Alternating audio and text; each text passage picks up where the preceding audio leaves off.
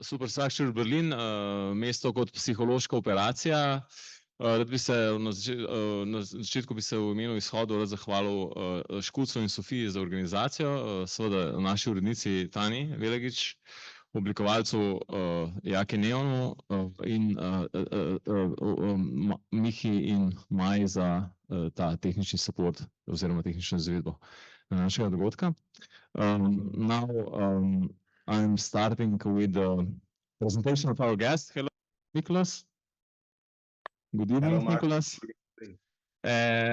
I'll present you now first. Nicolas Hausdorf is an editor, cultural theorist, and essayist based in Melbourne. Apart from Superstructural Berlin, he wrote numerous essays for publications such as Vice Motherboard, so you got this hipster ground covered here. Memo Review, Hong Kong Review of Books, Arena Magazine, Jacobite Mag, I Am 76, American Conservative, Minority Report, and Compact, among others. So now I'd like to have a short introduction,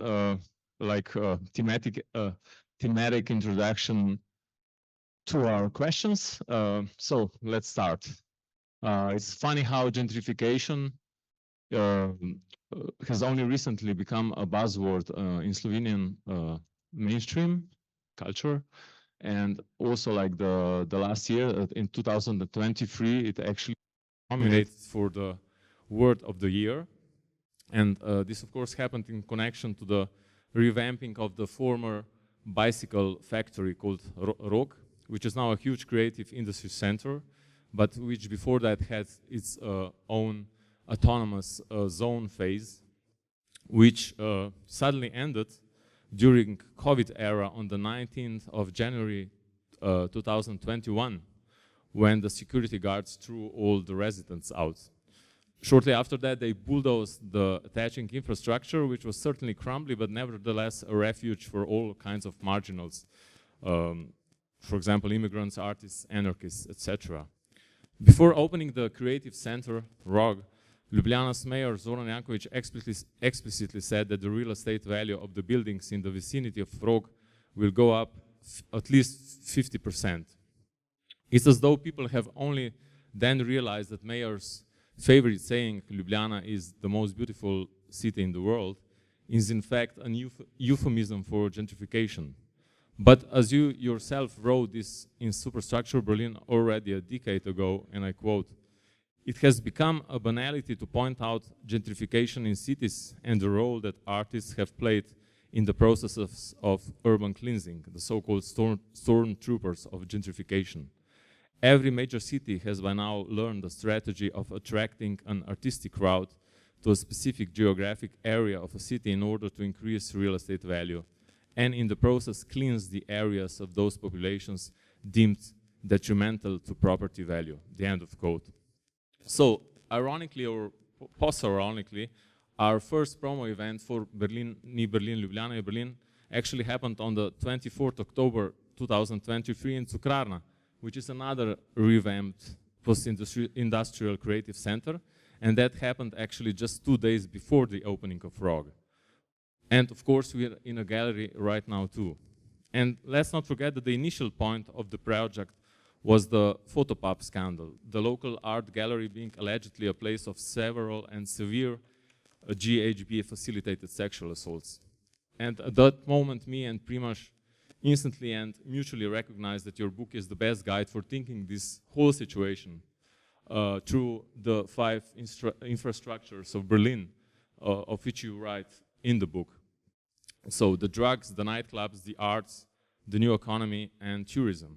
So my question after this semi-short introduction, or mid-short, would be why these 5 infrastructures? Because the reviewer of the book in the national newspaper, Delo, was really missing on the sexual infrastructure bit. So tell us a bit about that, please. Yeah, hi. First of all, I want to thank everybody for coming. Hi, wonderful, thank you.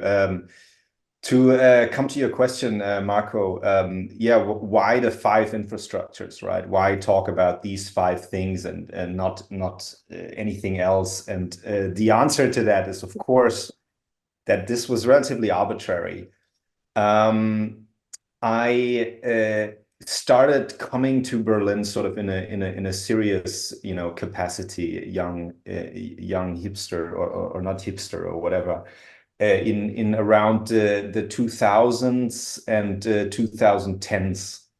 So early 2010s, I moved to Berlin, but before that, I lived in Hamburg and in Paris, and I came to Berlin every once in a while. And I remember that this city had a profound influence on me, right? It was like, when we talk about the city as a kind of psychological weapon, right? Then this was perhaps the phenomenology of the psychological weapon is that you go to a city, you visit it, and then you come back, and it stays in you. It stays with your mind, like this, like flickering images of nightclubs and so on. And I remember this city, profoundly impressing me. There's this strange, emptiness of Berlin at the time. It was kind of still relatively ruinous. I mean, that has changed a lot recently, with real estate value, having gone up, and sort of increasingly every free space is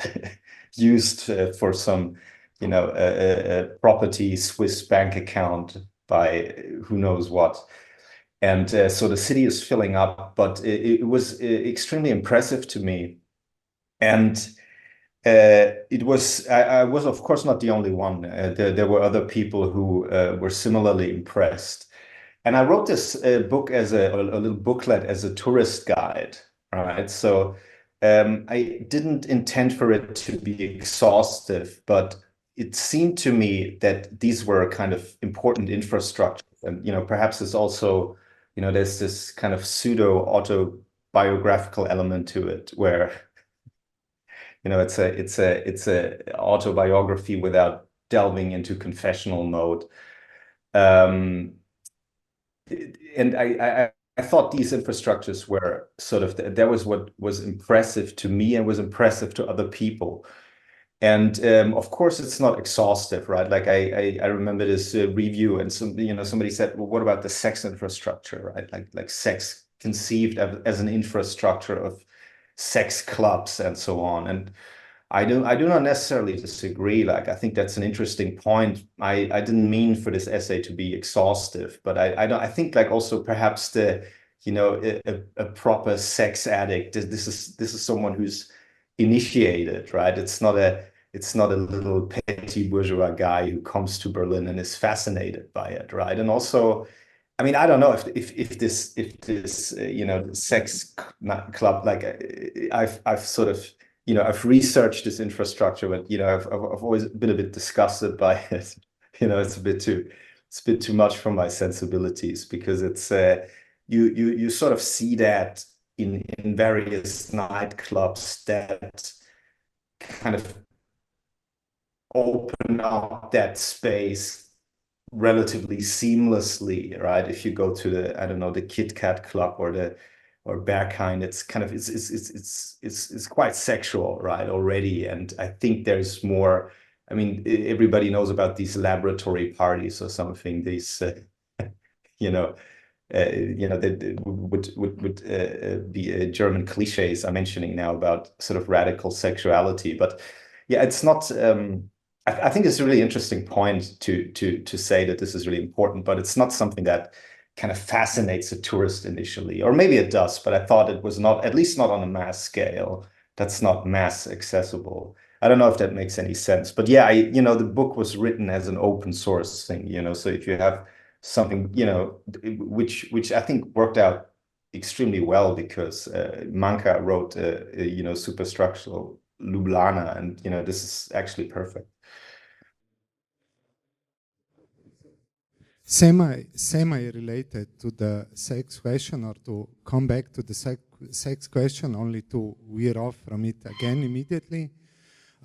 Recently, I read an overview of Gen Z sexuality in Ljubljana, and there was an interesting statement by a gender and sexuality fluid Zoomer where they said they just want to be curious, just to explore things, not really taking sides. But then there was immediately a conflict with an older Gen X gay movement types, pressuring them to take sides, join the struggle, and so on, etc. And I think it's kind of a symptomatic case of entrenched political binaries intruding on a process of exploration that explicitly refuses to take sides. This process of exploration, not the case. It wants to keep options open in relation to sexuality. And now to veer off from the sex question, it seems to me that your journey in relation to personal politics is quite similar from what I followed in your writings. You preclude taking sides, since taking sides results in an intellectual impairment. This is at least my reading. So my question is, am I right? Would you say you are a political non-binary, and does that expression even make sense to you? Yeah, I like that. I like that expression. Politically non-binary. I mean, I think there's a way, perhaps to answer this question if we're talking about sort of intellectual and character affective determinations. So I think sort of intellectual determinations for me is, I'm a self-described realist, and realist of course doesn't mean that I'm deluded enough to think that I'm seeing reality in a way that's more accurate than others. Sort of a realist in the sense of this political term that thinks of reality as primarily being overdetermined by pure violence and amorality, at least for the political sphere, right? Like if we think of politics, we think of violence and amorality. And I think this kind of posture transcends ideology in a number of ways. I think if you're kind of serious about political analysis, I think the serious of political analysis is in the analysis of networks, right? So you're not looking at an abstract state, that is kind of thought of as, doing singular action. And you're also not thinking about sort of psychological individuals. You're thinking of sort of this group actor, and I think that's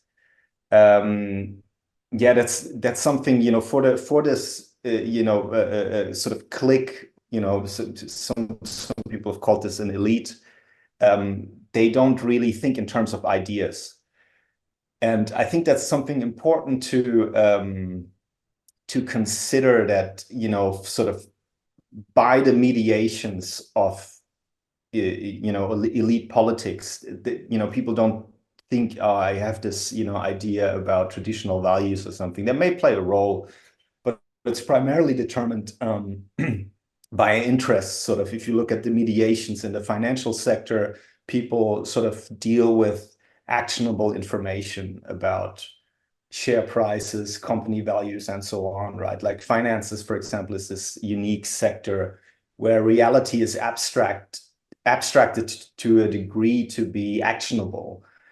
And I think this is the kind of, if you think about it, this is the kind of world that people live in these spheres, right? And I think it's the same in the political sphere, where, like, let's say, the interests are abstracted as, financial interests. I'm seeing a thing over my head on your screen, but I hope you can hear me still.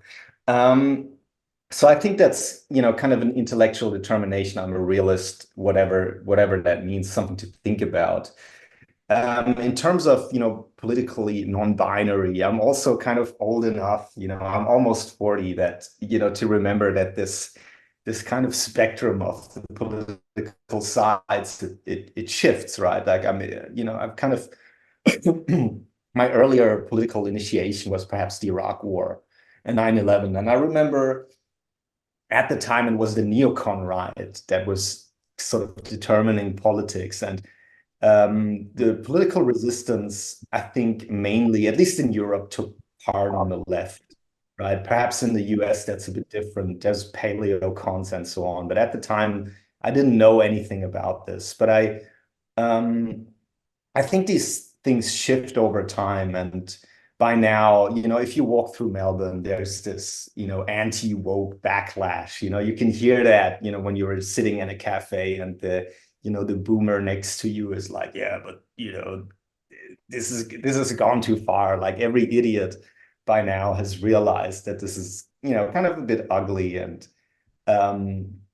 so I think we may well be in for a treat, and politics is going to shift to the right again. So the Overton window kind of shifts, and even if you retain sort of a, let's say, political stance, you may well be conceived of as left wing or right wing, this. So you don't really make that choice. I think I've been accused of being both. I've kind of flirted with both, because I think at a certain point it was interesting to designate yourself as either or. But I think right now it becomes less interesting, and right wing is even kind of starting to be a bit lame with all of this kind of influencer ecosystem. But I mean also in terms of perhaps personal sensibility. I gotta have a sip of water. Yeah, great water.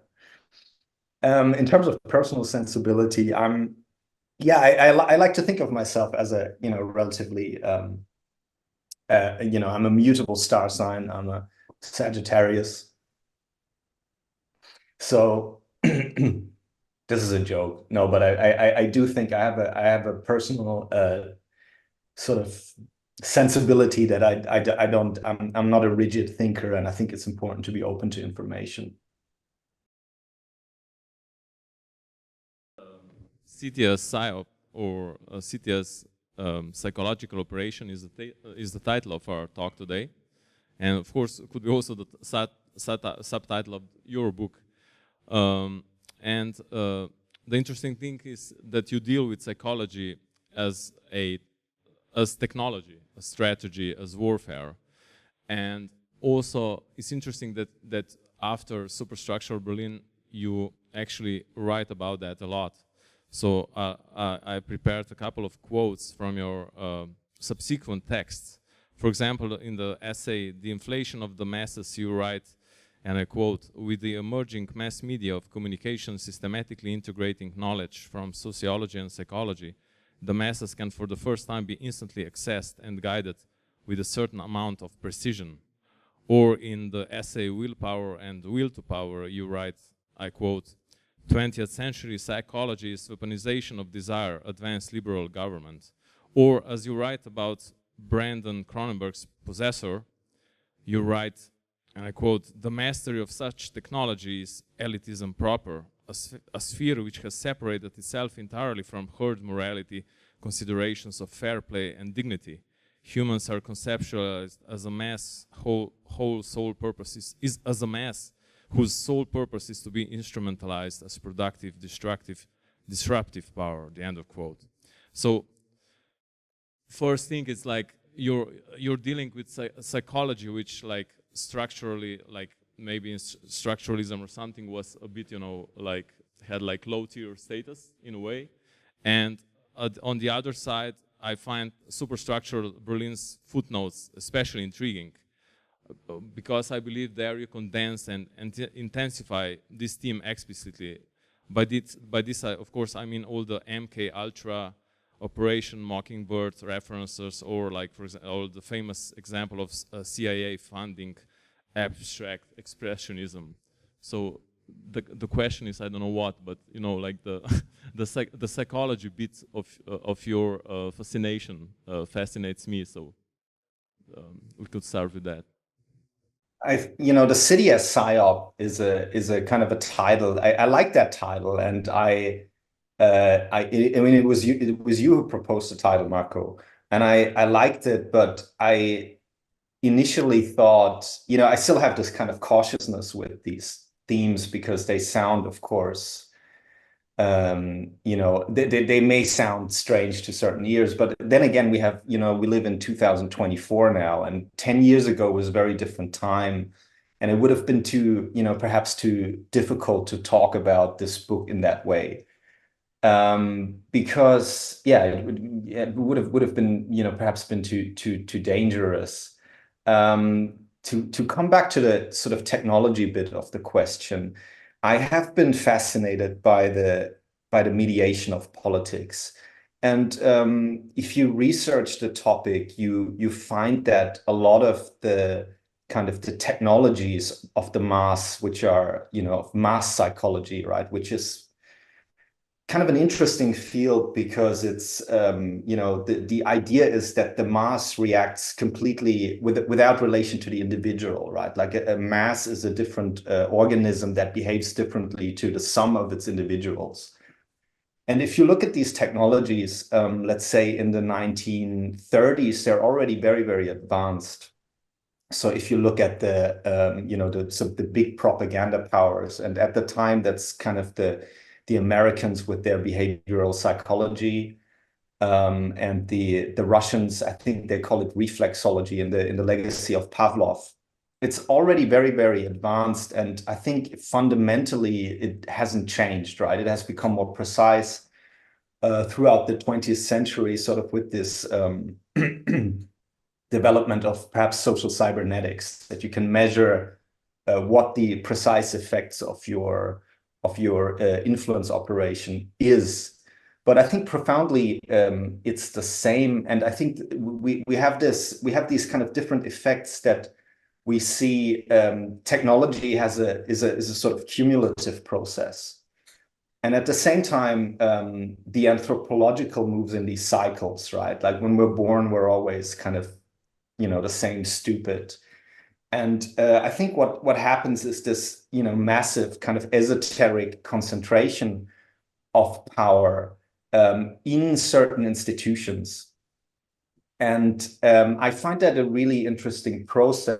So sort of what does it mean that we see these kind of unprecedented, institutional concentrations of this power?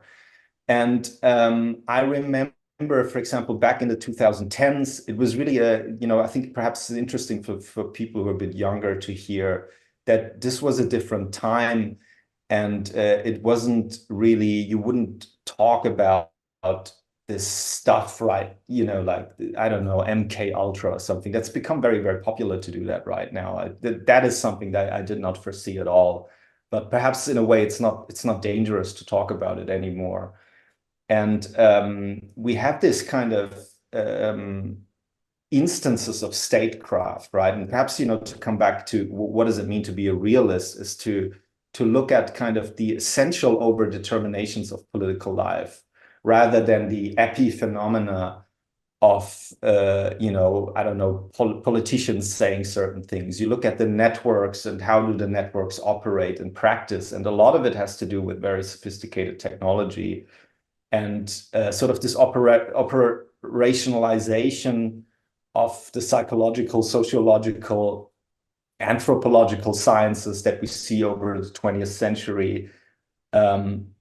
So yeah, I think that's a really kind of interesting, I think it's an interesting theme, and it's definitely a theme in my work. And to come back to the book, I try to kind of smuggle this seriousness into this frivolousness of, the psychogeography. And these are sort of, that's kind of inspired by this French Marxist Kluskar, right? Michel Kluskar, that is kind of like the ghost that's hovering behind this book, who makes this distinction between the frivolous as, the epiphenomenal, and the serious. For him as a Marxist, the serious is the process of production, right? And reality is kind of built in a hierarchy, right? So, and the process of production is the serious that is underlying all of the epiphenomenal sort of manifestations. And I kind of like this idea. And to give my former editor, Doug Lane, some credit, right? I think Doug Lane understood, I had a kind of falling out with him, but he understood that I was trying to smuggle something into this book that was perhaps not that was perhaps not okay to talk about at this time. And I think he had this kind of animus against me as a result. And well, at the time, I think it risked kind of upsetting this, back in the, Zero Books was this kind of bland Marxism, which was in vogue in the 2010s. And I think that perhaps, this age is a kind of result of this unprecedented, what I see as a lowering of political intelligence in Europe in the 2000s, this kind of Bushism, neoconservatism, watching talk shows, I don't know how old listeners are, but I think we really had this, at least I remember in Germany, there was a collapse of political consciousness. There was this massive rollout of American post 9/11 propaganda. And there was a kind of, I think people embraced it because people are always inclined to embrace sort of the lightness of the public sphere, right? We don't want to talk about stuff that's serious and depressing all the time, right? At least if we conceive of this stuff as depressing. And this is this sort of relationship between the footnotes in my book. The serious is in the footnotes sometimes. So I encourage readers to look at the footnotes. And, perhaps the stuff is familiar to some of you, but there's great books in there. Like, for example, the Francis Stoner Saunders about the Cultural Cold War, which is just an excellent book with very detailed. If you read the Cold War, as she does, it's just it'll change your whole perspective about the saturation of culture with this sort of alien intelligence. That's kind of if you look at how the Americans conducted, how they financed culture to a degree of precision, I think that's extremely impressive. And I think it's something that most people aren't aware of, without, falling into something like, all abstract expressionism is shit. So let's go back to, I don't know, classical statues and figurative painting or something. This is a off-script, improvised question. So you didn't get it in advance, but I was thinking about what you said about finance in the answer before that, and then about psychology and psychological experiments and history of the 20th century in this answer. And I think there might be a relation. I'm improvising in a sense that today's algorithmic culture or AI culture does the same in the realm of advertising and other psychological operations, then something similar that finance does to like physical capital, in a sense that you said, I really like this impression that finance means information that is actionable. But I think that traces we live today with our consumer behavior and such are also information that is actionable. And I think it's kind of funny because it goes against the grain of most of Heideggerian critiques of artificial intelligence, because it says, but it will capture our design, our immersement in the world. Even our experience is not safe, but I think it's the other way around. Nobody, I mean, the bad news for Heideggerians is nobody gives a shit about your experience and immersion in the world. What artificial intelligence does is precisely bypass it and make it irrelevant. So working only on surface behaviorist traces, which probably brings us back to the mid-century Soviet psychology. This was just an improvised jumble. There is no question. But do you think there's a relation between what finance does to use value in Marxist terms and what today's algorithmic culture does to experience and other stuff? Yeah, I mean, I think it's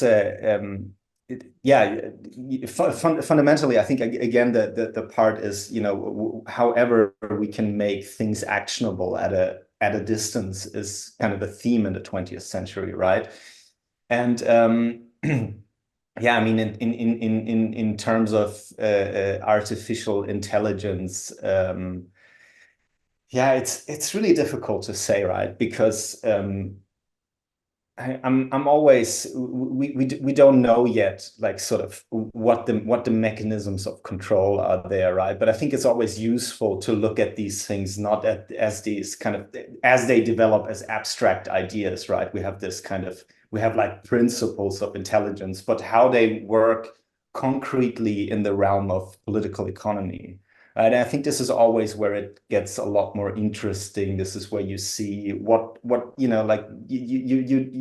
I think the problem of philosophy today is that it looks at absolutes. It has this kind of tendency of the noumenon. Kind of these pure things, and people don't look at how the things actually operate and sort of what they obfuscate, and how things are concretely organized between groups, right? I think this is always where it gets interesting, because nobody's interested in, giving away any power to a general AI or something, although that, this is what they're going to say. Yeah, the artificial intelligence made me do it. So I think that we have this kind of big operation of obfuscation, and I don't know if this answers your question. I just very much like your expression, abstraction that makes something actionable. So I'm stealing it either way. Okay, yeah. I'm sorry, I just want to mention that Nicolas's preface to the Slovenian edition is actually our nod or our homage to Guy Debord's preface to the fourth Italian edition of the Society of the Spectacle. We somehow wanted to stress the post-situationist aspect of your work, of this work, and also perhaps our general tendency of Izhodi and so on. And also, like, I keep on returning to the difference between Guy Debord and Michel Foucault. Like you said before about like dangerousness of ideas, like having a flow of its own and a zeitgeist of its own. Let's get to another theme of that, similar to that. In 1988, Debord writes in his subsequent work comments on the Society of the Spectacle, and I quote, "The conspiracy theory of history was in the 19th century a reactionary and ridiculous belief at the time when so many powerful social movements were stirring up the masses. Today's pseudo-rebels are well aware of this thanks to hearsay or a few books and believe that it remains true for eternity." The end of quote. As I understand this Debord quote, here he's saying that you're not necessarily reactionary anymore if you see conspiracies and agents everywhere. And mind you, I want to stress that conspiracies and omnipotence are not necessarily the same thing. They can be decoupled. So Debord explicitly uses the word reactionary, which is of course something you were called after your breakup with Zero Books, which published Superstructural Berlin. You mentioned Doug Lane before, who was an editor. But to return to the Debord-Foucault difference, in the late 70s, Foucault somehow, or at least I think so, evaded the whole issue and rather shifted his attention to care of the self. And I have a certain feeling that for him, conspiracies were not an elegant solution to the problem of power. He was so flamboyant in that way. And there's also like maybe the issue of what an academic, however brilliant he is, like Foucault, can say as opposed to a para-academic or a complete outsider like Debord. But like now to the question, can after the case of Jeffrey Epstein, anything be just a conspiracy theory? And let's not forget Debord's sentence from Comments, and I quote, "An unexplained crime can also be called suicide, in prison as elsewhere," the end of quote. And let's not get you started about COVID or, some other things. Yeah, I like that, this kind of, the political sciences dancing around power, right? Like there is this kind of strange academic dance. Power is probably the most, subversive analysis that you can have, right? And it's inscribed into the social sciences. And there we have Foucault, and he turns power into this capillary thing, you know, which I think is a really interesting move, right? I think he says something really interesting. He says, you know, in political science, we need to cut off the king's head, which I think is interesting, right? Because it was directed against the monolithic state, right? If you cut the king off the king's head, you would usually see all of the smaller heads, right? Which is that's the idea of network analysis, right? Which I think, you know, again, that's the serious of politics, I would say, the serious of political analysis. But then he says, you know, now let's turn to these like little capillary practices or something, which I think is a somewhat counterintuitive move, right? And maybe he couldn't do it the other way around. But I think what is interesting today is, you know, to do the exact opposite, to cut off the king's head, but look at the kind of vertical macro instead of, you know, what Foucault does, the micro determinations of power, right? I think this is where it gets interesting. Laura Nader in the 1970s called this studying up, right? She's an anthropologist, and she said, yeah, we have more kind of anthropological studies about crack addicts than, you know, people in finance, right? So I thought, and I think that was really interesting, right? Like, how do you, you know, especially in political, you know, or the social sciences have this fascination with the exotic, with the loser, because you can feel a bit, you know, you can feel really smart in comparison to them, and, you know, look, they're really good people, but, you know, they kind of know that they're, you know, they can think themselves something better. And whereas they don't really research what's up. And that's because, in a way, political science is this weird, it's not actually a science, it's more like an anti-science, right? So the closer you get to the goal, the more you're punished, right? I think that's, you know, there's actually a lot of sciences. Like, I think medicine is something similar. You know, if you actually, you know, if you're attempting to solve the problems, you get punished.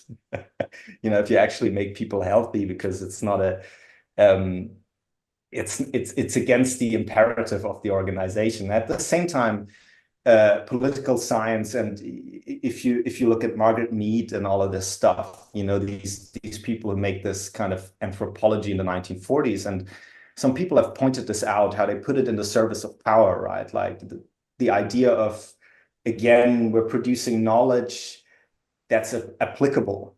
You know, we're studying a group to apply the science, right? And you don't want to do that to what's up.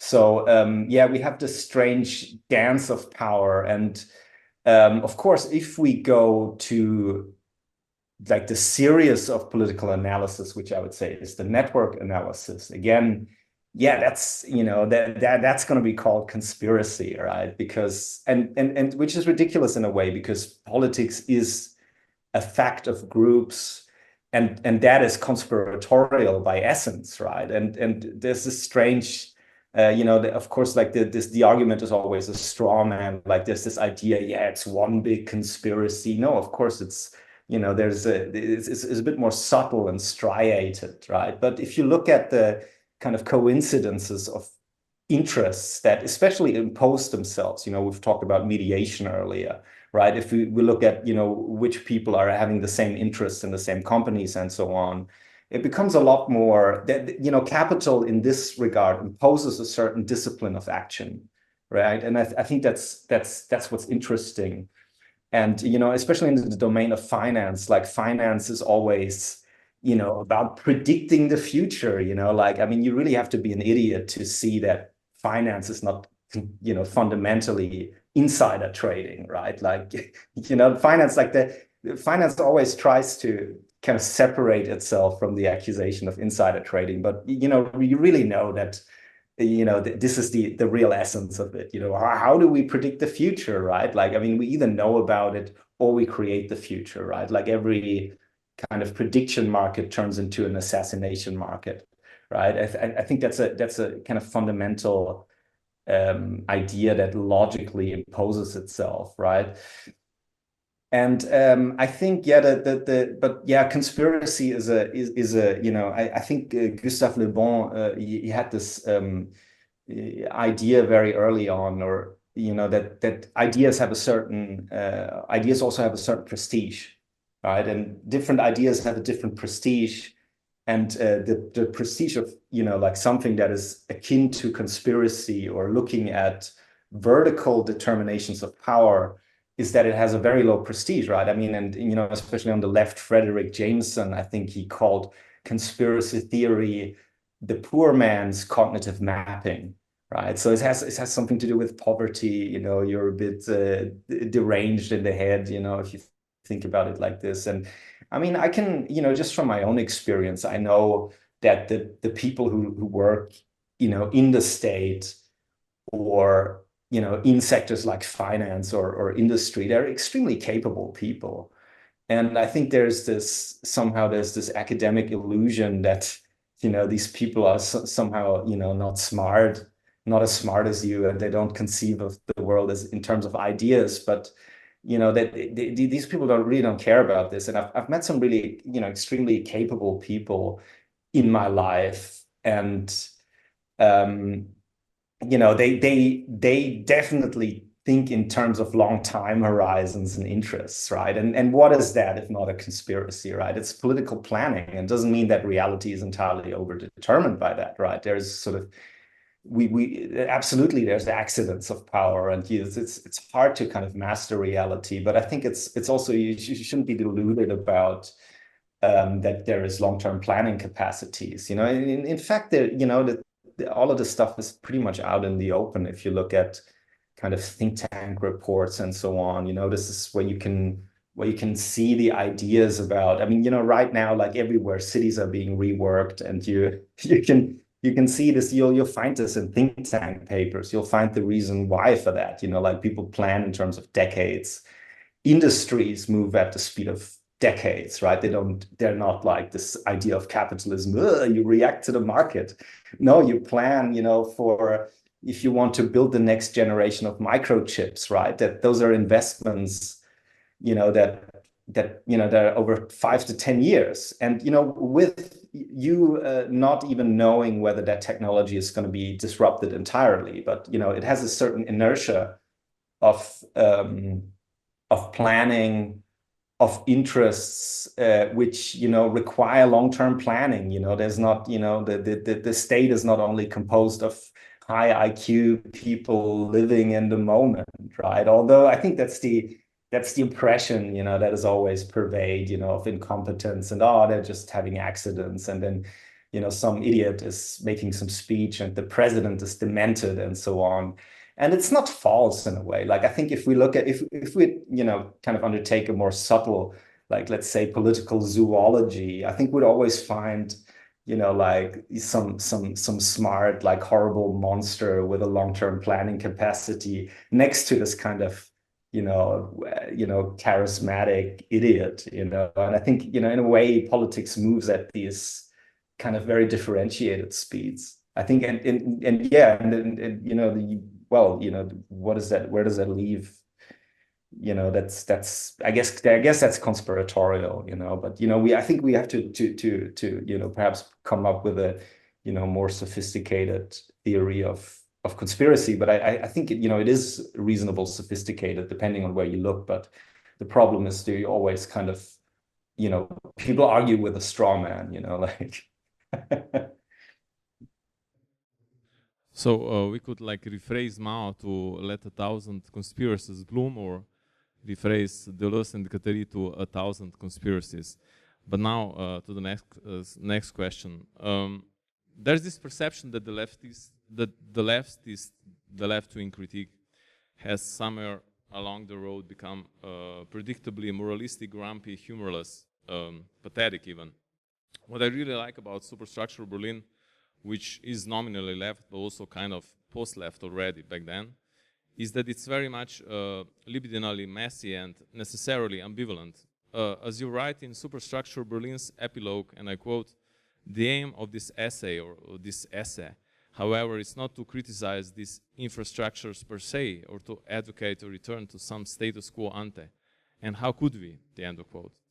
I would go even further and say that the aim of the book is to make critique cool again. And that to the point where critique can become the cool commodity you talk about and which you criticize. And I mean that critique as a cool commodity, has to reinvent itself perpetually in order to remain one.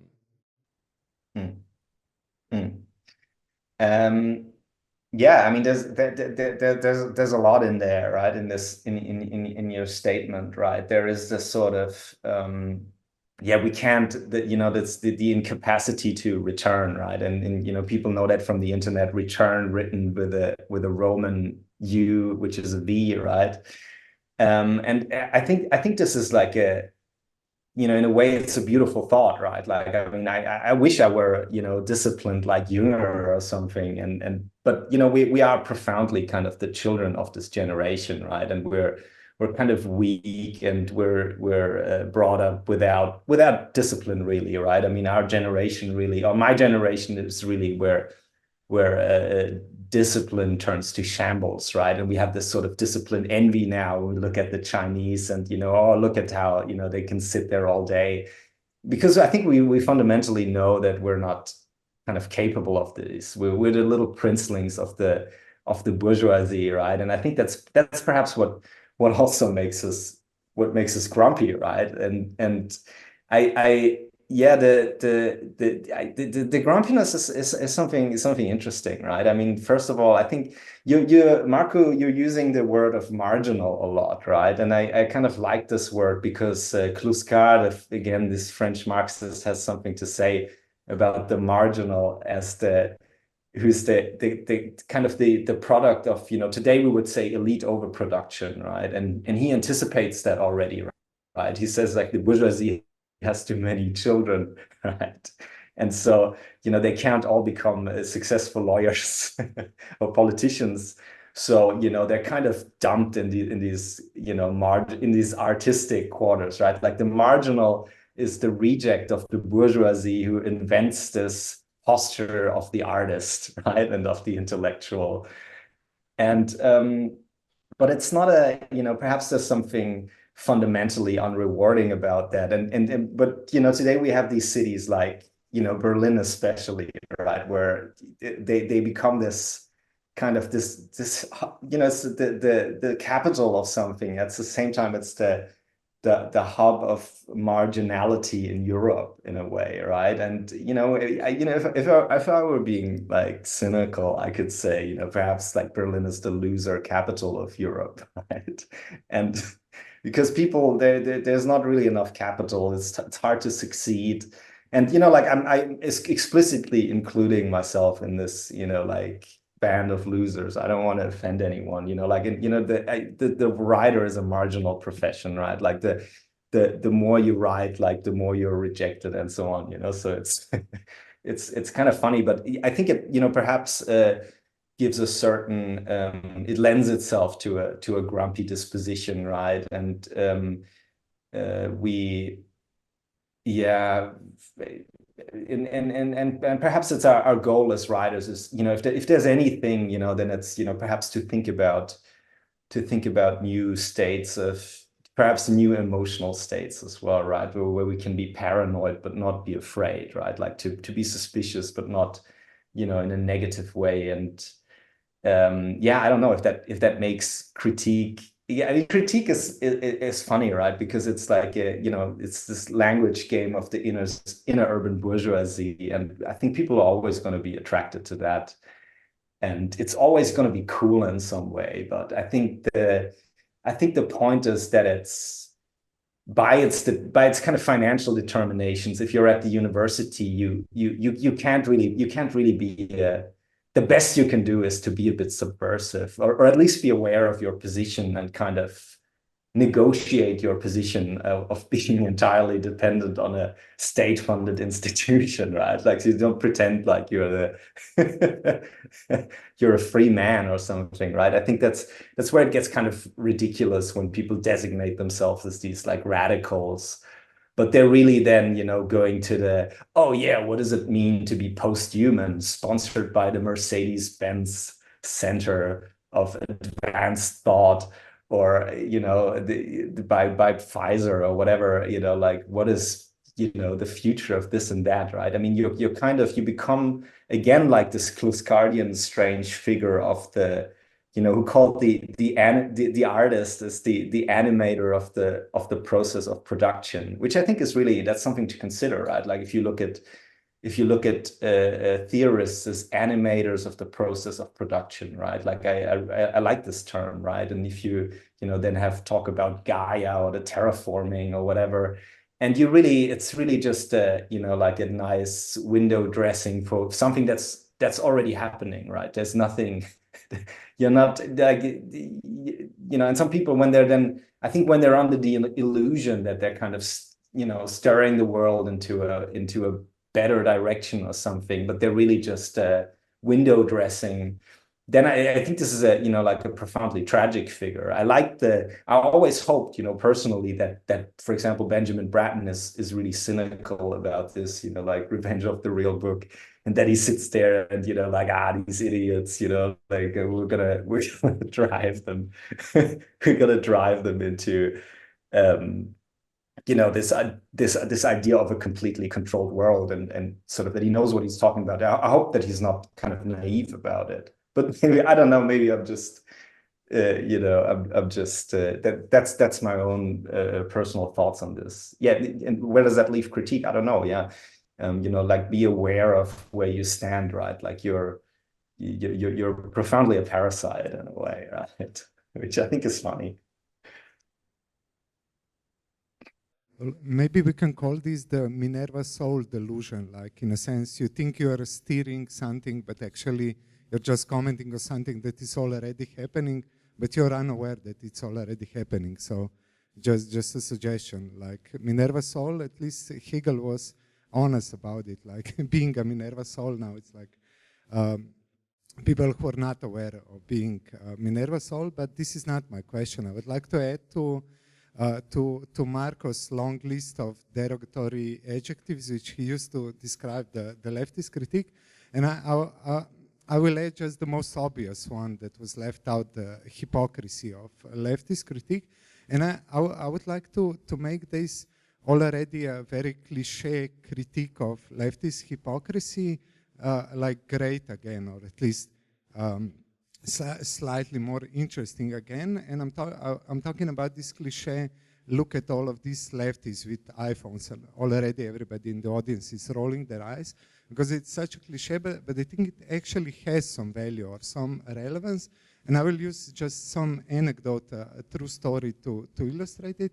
So a while ago, I think it was still during the quarantine, I was in an audience of a Zoom talk from a left-wing activist on the perils of platform economy, and she actually paused her talk to get a Volt delivery, and then came back and went on about how platform economy is destroying worker solidarity without noticing any contradiction or without feeling embarrassed at all.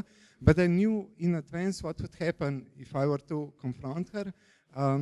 It would be this predictable moralistic critique, in a sense. We all live in a capitalist society, so we have to make like some realistic compromises. You cannot be this beautiful soul and not imagine not accepting world delivery because you're against platform capitalism and so on. But I would like to counterpose this with like this also cliche thought experiment. Imagine if the roles were reversed. So listening to a Zoom talk from a conservative activist that makes a quick pause to get a quick abortion, and then comes back, and then you see how basically, if you just reverse the perspective, you see how problematic it is. But then again, these conservative activists could go on. Yeah, but we live in this feminized, like female-dominated liberal society. Like, you cannot be just this beautiful soul and just keep your baby. I mean, come on, it's unrealistic. You are the moralist for just bringing this hypocrisy up and so on. So basically, my question is: do you think a critique of leftist hypocrisy is a serious enough conversation topic?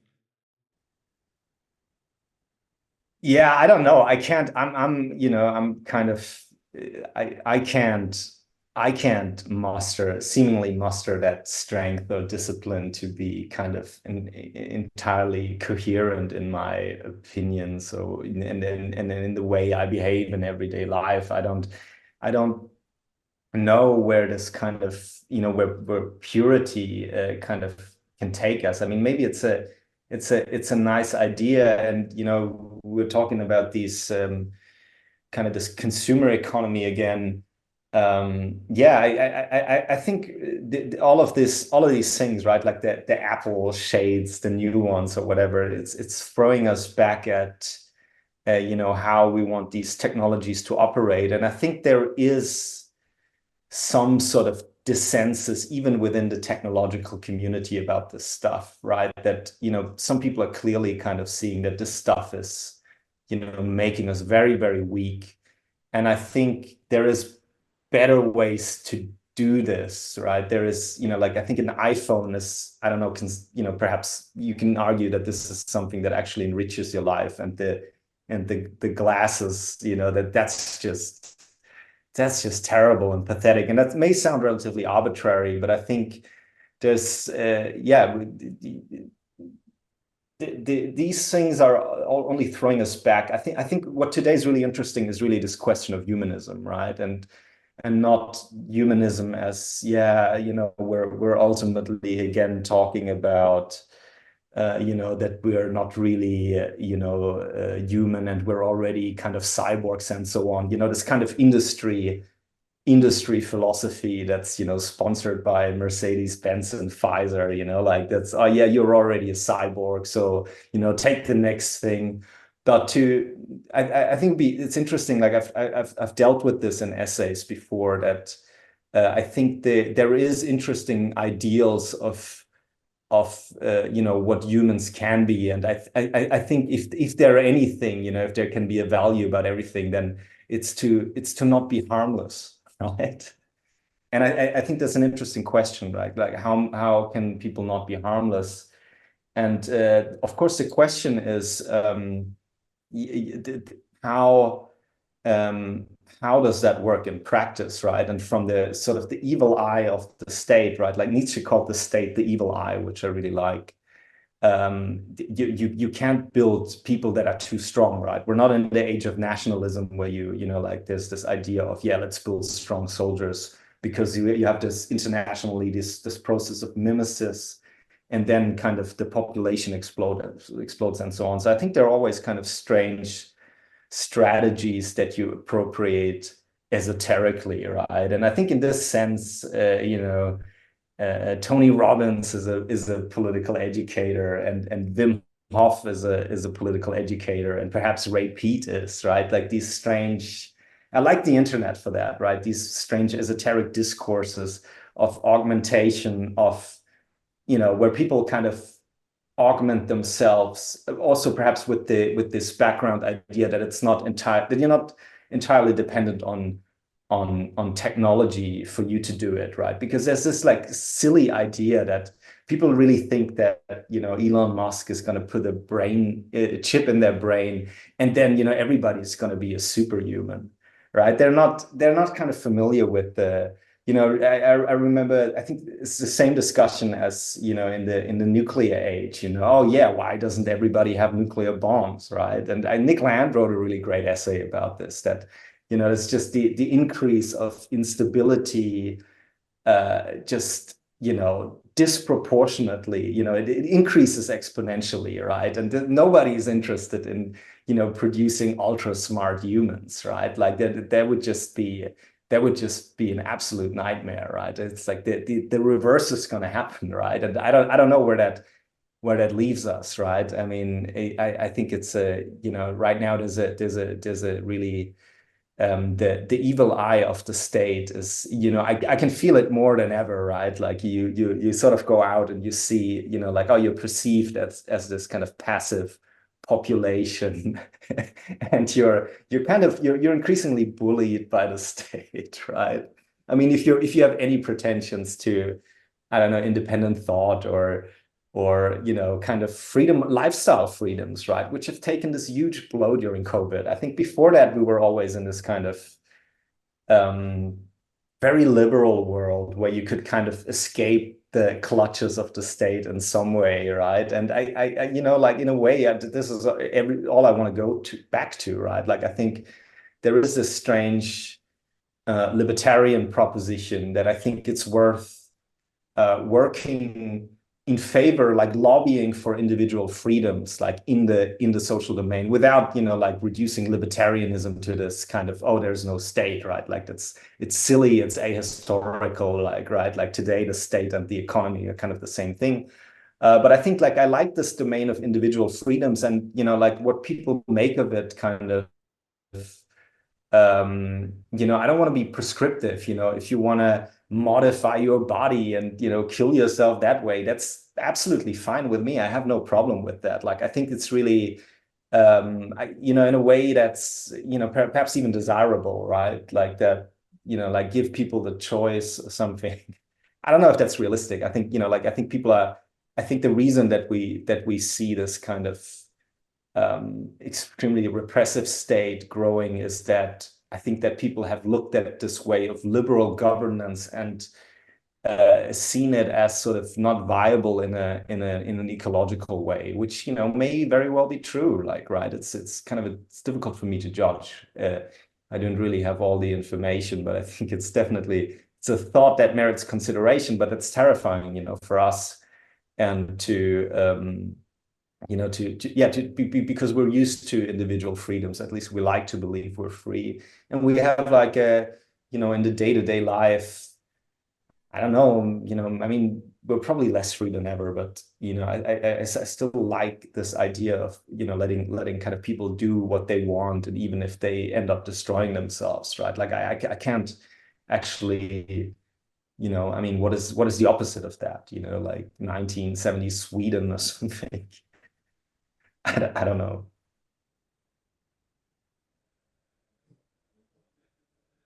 Yeah. Okay. So to go to the question about superstructural, the sequel to Superstructural Berlin.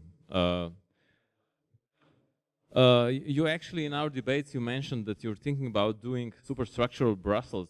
So I'm wondering what infrastructures and Psyops have in mind there. And you also mentioned you were in talks with Simon Sellers, the author of Applied Ballardianism, which we also translated for Izhodi. You're talking about doing a Superstructural Berlin, and of course you're both my favorite tourist guides. Melbourne. What did I say?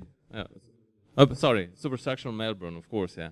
And because Simon and you are both my favorite, you know, tourist guides, like the authors of Alt Monocles and Alt Lonely Planet.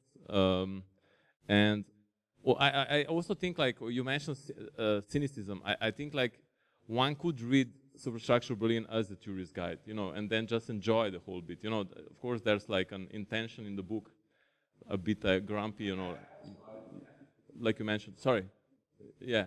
So yeah, that I mean, just that, you know, like. Do we have anything else? No. So really interested, you know, like in this superstructural project at the end, or it's happening now, like virally spreading, like Berlin in your book, you know. That's the question. Yeah, I mean, I've discussed this privately with you, that I have this sort of weird fascination with Brussels, you know, which is such a, I mean, I don't know if any of your audience been to Brussels recently. That place is just, it's just horrible, right? I mean, and it's, you know, like a dark and sinister place, and I'm somewhat fascinated by it, but I really don't. I think it's almost, if you're really looking at the, you know, kind of structural determinants of the reality of Brussels, I think it could easily probably get dangerous, because I think that's a, you know, fundamentally dangerous place. And it's a very polarized place, you know. Then I was there last year, and it's just like the kind of the, you know, between the cocktail bars where the Brussels parliamentarians sit, and kind of the abject demoralization and dysfunction of most of that place. It's absolutely, yeah, I mean, I don't know. It's like, in a way, it's a very fascinating city, although, right, there's this fantastic book by this guy called Paul Bellier, and it's called A Throne in Brussels, right, about the history of Brussels, and that's completely artificial capital. of an artificial state that is now building kind of this artificial construct, which is the European Union, which I think is a really interesting thought. There is something in there, you know, of Brussels as the strange, you know, it's like a kind of the pseudo-European capital. Like I sometimes, you know, like wonder if Slovenia wouldn't be, you know, much better. Like I don't want to like set these parasites on you, but I think in a way, like what I saw in Slovenia and in Ljubljana was that there is really all of the, you know, that it has something Germanic, it has something Mediterranean and something Slavic, which I think is interesting, right? It's much more kind of complete vision of Europe in a way, right? Like of course I'm exoticizing here, right? Because, you know, you're all thinking, yeah, this idiot, you know, but I think there's something there, you know, which perhaps makes it interesting. But, you know, Superstructural Ljubljana has been written, so I don't know where the, you know, what the next project is going to be. Like, yeah, I'm talking to Simon Sellers, which I also think, I read his book recently, Applied Ballardianism, which is also part of the Izhodi series, right? And it's just absolutely hilarious. It's just, I mean, I thought it was so funny, you know. And but I think he's also a bit of a, you know, recluse. So I don't know if that, you know, like he said, yeah, we should do a, you know, like a psychogeography walk or something, but I don't know if it's ever going to materialize. But yeah, I mean, in this regard, I have a lot to write, but you know, with the problem with writing is always that, yeah, you're almost more being punished for it, and you're not really being paid for it. So I think every writer has this problem, right? Like you know, and then especially as a political essayist, I mean, that's just the worst career choice. I don't know how I ended up there. I wish you know, I should have done something a bit more conciliatory, but I somehow ended up there. I don't want to argue with that, with my fate or whatever. I think you can discern a certain vagueness of what I'm going to do. There is a, you know, if I think once I have the time and sort of a bit less professional commitments that I do right now, I'll, you know, like perhaps I can, you know, like I'd love to. I have. You know, I think a good idea for a book without saying too much, you know, without over-promising anything. Or about the human labs in Hamburg, right? Yeah. Yeah, I mean that's it from us. I can only say.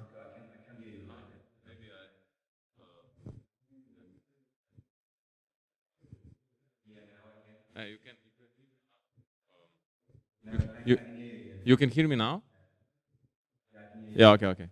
So I had like you know, a BLM. It's like our transversal Berlin-Ljubljana-Melbourne, and I mean, do we have any? Our part is finished. So does anyone have a question, perhaps, for Nicolas? Anything?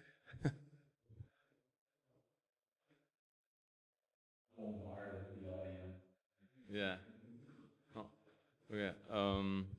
Yeah. If we don't have any questions, I would like to. Do you have anything to add? No. I mean, we are like, okay. We've been talking for 1 hour and 15, so you know it's okay. Do you have anything to add, or I know I'm doing like the worst moderating right now. Just like Do I yeah. Do I have Yeah. anything to? Yeah. For a wrap up. I'd like to thank you. I'd like to thank Primož. I'd like to thank Manka. I'd like to thank the gallery for hosting us. Did I say think with all these things? Yeah, I really thank you. Like all I can say is, yeah, I have this kind of fantasy about Slovenia, you know, as this avant-gardist place. And I think I really like the people I met there. I really like what Marko Bauer is doing, right?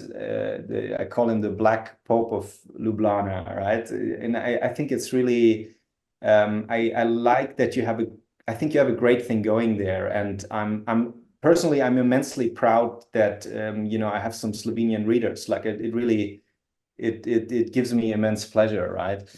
And yeah, I want to thank everybody who was involved in this project, like Sophia, what's it called, Založba Sophia, yeah, and Tanya. I think you guys are doing a really interesting work in terms of curation and you know, like organizing this stuff, which I think is I think that's fantastic, you know, like hosting talks and so on and sitting in a gallery, right? Like, I mean, we're talking about this last night, that, you know, the gallery is always this, you know, weird bracketing of something as art, which I think is interesting. And it turns, yeah, it turns speaking into something different. So I'd like to thank the gallery as well for hosting us. I think, yeah, I think what you guys are doing is great. Yeah, and I like you, like, keep up your, like, for the audience, like, keep up your tradition. Like, the world thinks of Slovenia as avant-gardist culture, right? Like, and I think you have kind of what it takes for this, you know, all the sort of this being in all of the places. I think that there's maybe something that comes to you guys naturally, and I hope you live up to that tradition and you support, you know, each other as well, right? And don't have this kind of, you know, the tall poppy and so on, you know, like I think we need smaller places like Australia, like Germany, like Slovenia. I think we need the kind of, you know, American imperial self-confidence, and, you know, like, just do something, you know, like, produce it and support each other, you know. I kind of like that, and I think yeah, again, like, it's a pleasure for me to be read in Slovenia. Yeah. Oh, thank you, and I also hope that you know, sooner or later your books arrive. You know, we have already sent the second batch, and it's still not. It still has not arrived. But, you know, if not before, when we meet, yeah. I have to diss the Slovenian postal service. You know, hasn't been. You know. Yeah, it's great. It's great. Yeah. Okay. Thank you, Nicolas. Yeah. Thank you, Nicolas. Good night. Yeah.